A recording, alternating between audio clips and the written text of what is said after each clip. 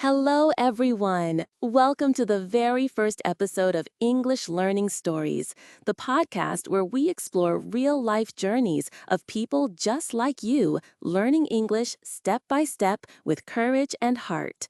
I'm your host, Emma Smith, an English teacher, language lover, and your guide through the ups and downs of learning a new language. In today's episode, titled Beginnings, we'll meet four new friends, Sarah, Carlos, Mei Ling, and David. Each of them comes from a different part of the world, but they all share the same goal, to speak English with confidence. So, grab a cup of tea, sit back, and let's begin this beautiful journey together. Hi, I'm Sarah. I'm from Morocco, and I moved to Canada last year with my family. At first, it was really hard. I didn't understand people at the supermarket or when the teacher spoke to my kids. I knew some English from school, but using it in real life, that was scary. Sarah's story is powerful and very familiar for many people starting over in a new country. But even when it's hard, every conversation is a chance to grow. And Sarah, she didn't give up. Hola, my name is Carlos, and I'm from Colombia. I work in marketing, and I often need English for meetings. But I always felt nervous when I had to speak. I was scared to make mistakes. Now, I take classes 3 nights a week, and I practice speaking with my kids. They correct me sometimes. It's funny. Carlos is a great example of a lifelong learner. Even though he's a professional, he stays humble and keeps learning. And the best part? His family is part of the journey too. Segment 3. Mei Ling's story, studying abroad. Hello, I'm Mei Ling. I'm from China, and I'm studying at university in Australia. At first, I was very shy in class. I didn't want to speak, but my professor said, English is not about perfection, it's about connection. That changed everything. Now I talk more, ask questions, and make friends from other countries. What a beautiful quote. English is not about perfection, it's about connection. Oh, that's a lesson we can all carry in our hearts. Segment 4. David's story, learning through music. Hey, I'm David. I'm from Italy, and I love music. I started learning English by listening to rap and rock songs. I wrote down lyrics, translated them, and practiced singing. Later, I joined an online English group. Now, I write songs in English too. It helps me express myself. Music is such a powerful way to learn. Rhythm, emotion, vocabulary, it's all there. David found a creative way to make English part of his everyday life. How to begin your English journey. Now, let's slow down and take a moment to reflect. Are you just beginning your English journey like Sarah or Mei Ling? Here are 3 simple tips to get started. Don't be afraid of mistakes. Every mistake is a teacher. Practice a little every day. 10 minutes of listening, speaking, or writing makes a big difference. Find your why. Remember the reason you started. It will keep you motivated. Listener challenge. Here's your challenge for this week. Record yourself saying this sentence. I am learning English to open new doors. Then say why you are learning. You can email your recording or tag us on social media at English Learning Stories. I might share your voice in the next episode. Thank you so much for joining me today on English Learning Stories. Next time, we'll talk about first steps, those first conversations, classroom experiences, and the funny mistakes we make while learning English. Until then, keep practicing, keep smiling, and remember, every word you learn is a step toward the world. I'm Emma Smith. See you next time. Links for everything are in the description. And if you enjoyed this video, hit like, subscribe, and we'll see you next time. Hi, friends, and welcome back to English Learning Stories, the podcast where we share real-life stories from people around the world learning English, just like you. I'm your host, Emma Smith, and I'm so happy you're here again. In our first episode, we met 4 amazing learners, Sarah, Carlos, Mei Ling, and David. Today, in episode 2, we'll follow them as they take their first steps, those early, nervous, sometimes awkward moments of speaking English in real life. Maybe you remember your first English conversation. Maybe it was exciting or terrifying. But don't worry, you're not alone. Let's hear what happened when our learners opened their mouths and spoke up for the very first time. Segment 1. Sarah's first conversation at the doctor's office. I had to speak English when my son got sick. We went to the doctor. I didn't know the word for fever, so I used my phone to translate. I was nervous, but the doctor smiled and said, "You're doing great." That gave me a little bit of confidence. Just a little. So brave, right? Sarah took a real-life need, her child's health, and turned it into a language learning opportunity. It's a reminder, you don't need perfect English to communicate. You need courage. Segment 2. Carlos, speaking at work. My first big step? Giving a short update in English during a Zoom meeting.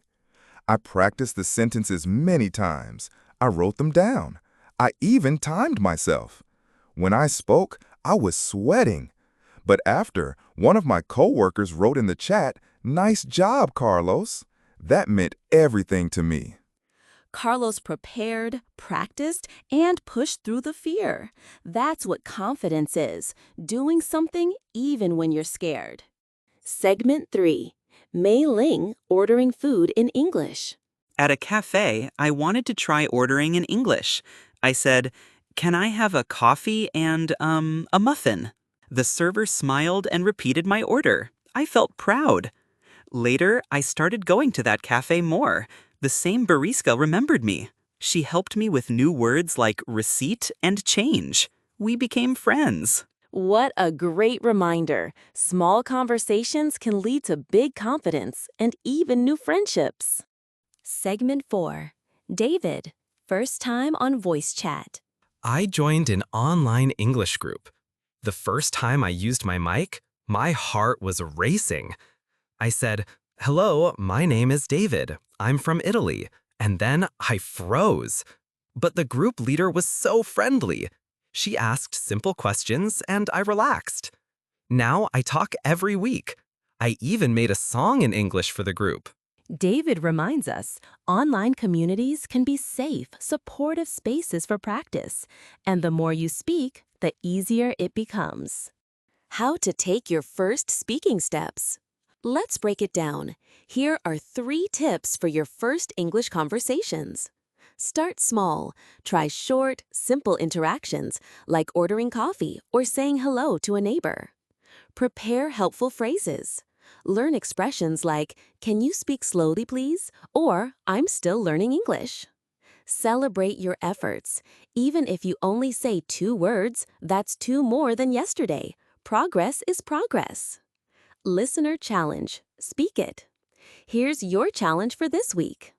Say this out loud. My first English conversation was about, then complete the sentence in your own words. Practice it 3 times. Want to be featured on our next episode? Record your voice and send it to us or tag us at English Learning Stories on social media.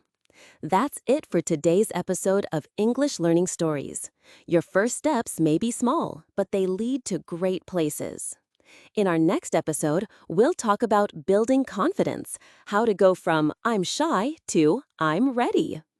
Until then, speak boldly, forgive your mistakes, and be proud of every word you say. I'm Emma Smith. See you soon. Bye for now. Episode 3. Building Confidence, from I'm shy to I'm ready. Hey there, English learners. Welcome back to another episode of English Learning Stories, the podcast where we grow together, one story, one word, one sentence at a time. I'm your host, Emma Smith, and today we're diving into a topic that every learner asks about, confidence. Have you ever thought to yourself, I understand English, but I'm too shy to speak it? Or maybe, I'm scared to make a mistake in front of others? If yes, don't worry, you're not alone. In today's episode, we'll hear from learners who found their voice and overcame fear. Plus, I'll share 3 practical ways to build real speaking confidence, even if you're starting from zero. Let's get into it. Segment 1. Sarah, practicing with kind strangers. One day, I went to a local library. I asked the staff for help in English. I was nervous, but she smiled and said, "Take your time." That helped me feel relaxed. Now I talk to people in public places, the bus stop, the bakery. It's not perfect English, but I'm not afraid anymore. Isn't that lovely? Sarah reminds us that most people are kind. They appreciate the effort, and a smile can boost your confidence more than grammar ever could. Segment 2. Carlos, the power of a compliment. I remember the first time someone said, "Your English is very good." It surprised me. I thought I was bad. But that compliment gave me motivation. I realized maybe my English is not perfect, but it's understandable. That's enough to keep going. We all need encouragement. One small positive comment can erase 100 doubts. If you hear something nice, believe it. You are doing better than you think. Segment 3. Mei Ling, joining a speaking club. My confidence changed when I joined a weekly English conversation club. The rules were no judgment, just try. I made friends and we laughed a lot. At first I was shy, but now I lead discussions. It's a big change. Clubs, language exchanges, even small online groups, they're safe places to practice. Mistakes are normal there, and that's how you grow. Segment 4. David, fake it till you make it. Sometimes I still feel shy, but I pretend I'm confident. I speak louder, I smile, and guess what? People respond well. They listen. That gives me real confidence. Now I know it's okay to fake it at first. The real feeling comes later. That's such a smart trick. Act confident until it becomes real. Even native speakers do this in interviews, presentations, or new situations. How to build confidence in English. Here are 3 powerful ways to grow your English confidence, starting today. Use mirror talk. Stand in front of a mirror and speak. It helps you get comfortable with your voice. Example, "Hi, I'm learning English. I'm proud of myself." Celebrate small wins. Did you ask for directions? Order food? Watch a movie in English? That's a win. Write it down. Record yourself. Listening to your own voice helps you hear progress. Don't judge, just notice improvement. And bonus tip? Surround yourself with positivity. Watch kind teachers on YouTube. Join friendly groups. Say no to toxic spaces that make you feel small. Listener challenge, your confidence moment. Ready for this week's challenge?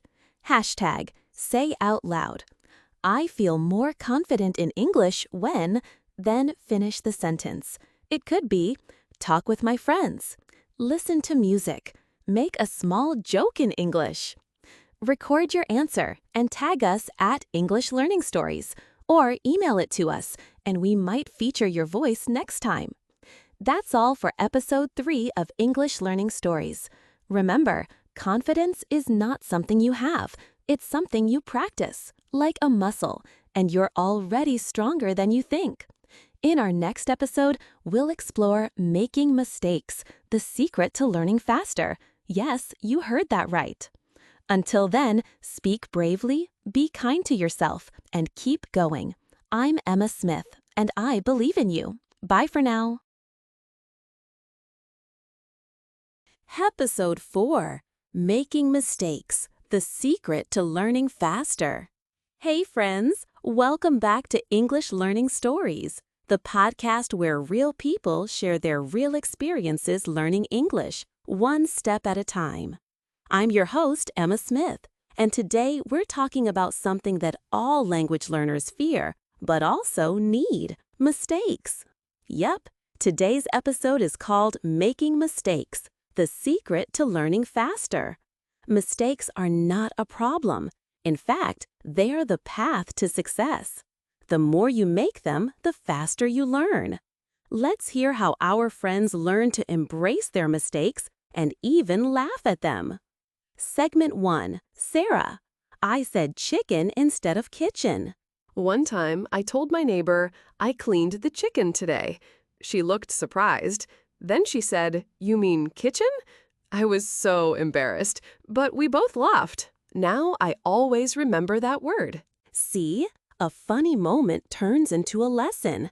That's the magic of mistakes. We often remember them better than grammar rules. Segment 2. Carlos, email confusion. I once wrote an email to my boss and signed it Best Regrets instead of Best Regards. Later, she kindly corrected me. We laughed and she said, Carlos, your English is improving every week. That small mistake made me double-check future emails and improved my writing. Love that attitude. It's not about avoiding mistakes, it's about learning from them.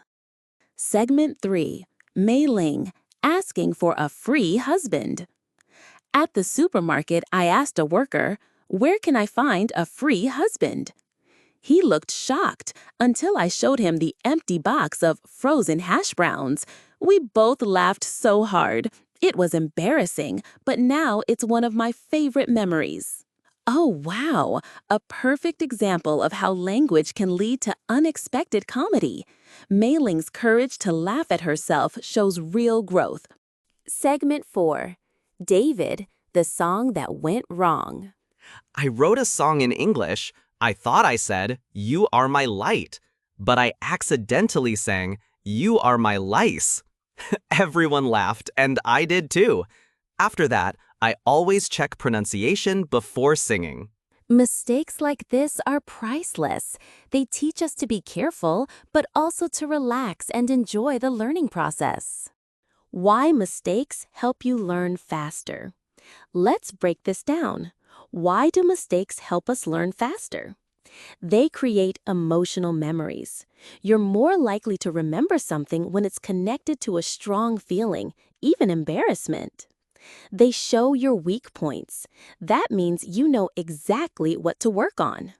They make you human, and that helps others connect with you, not judge you. So please, make mistakes, a lot of them, on purpose if you must, and smile when you do. Listener challenge, share a funny mistake. Here's your challenge this week. Say this out loud. One funny English mistake I made was, then tell your story. It can be short or long, just speak freely. Want to be featured? Record your voice and tag us at English Learning Stories, or send us your story by email. That's it for today's episode of English Learning Stories. Let today's message stick with you. Every mistake is a step forward. So keep talking, keep trying, and don't be afraid to get a few things hilariously wrong. You're learning, you're growing. Next episode, we'll explore English in daily life, making it part of your routine. You won't want to miss it. Until then, I'm Emma Smith, and I'm cheering you on every step of the way. Bye for now, and happy learning.